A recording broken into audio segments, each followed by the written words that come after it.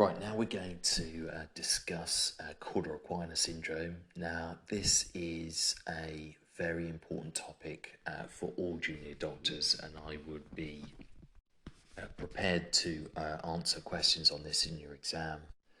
It's one of the true neurosurgical emergencies and a big source of litigation because there are often delays to diagnosis. It's caused by compression of the cauda equina by either a herniated disc, tumour, abscess or hematoma. In terms of the anatomy, the spinal cord ends at the conus modularis, which stops anywhere between T12 to L3, depending on normal anatomical variation. And the cauda equina begins here. Importantly, the cauda equina includes nerves which control bladder, bowel and sexual function. For various reasons, the cauda equina nerves are particularly fragile and very vulnerable to compression. A patient who develops complete cauda equina syndrome, which fails to respond to surgical decompression, can, in the worst circumstances, have double incontinence for the rest of their life, and also have profound problems with sexual dysfunction. That is why this is such an important diagnosis to get right first time. The cardinal features of developing cauda equina syndrome are bowel and bladder dysfunction. Patients with developing cauda equina syndrome can have subtle problems with micturition, for example, struggling to initiate stream or a poor stream or struggling to end it. Likewise, bowel habit can be subtly altered to begin with, and patients may describe an altered feeling on wiping their anus after defecation. Some patients come with the sole complaint of, for example, grumbling low back pain and a failure to achieve erection or sensory loss during sexual intercourse.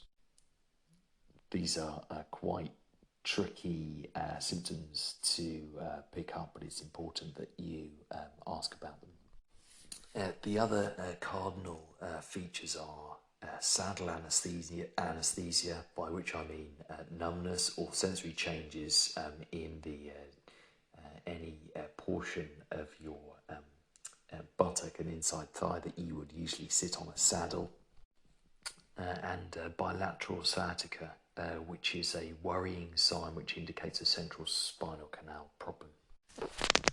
If you have a patient who has any of those features in the history, you need to be very clear that they have not got cauda equina syndrome before you discharge them. Examination is also extremely important. A full neurological examination is mandatory, as is a detailed rectal examination focusing on any perianal sensory changes and any reduction in anal tone. On digital examination, if you put your finger in and ask for them to bear down or squeeze on your finger, then you should be able to feel an increase in tone, which suggests that their neurological function in that regard is still intact.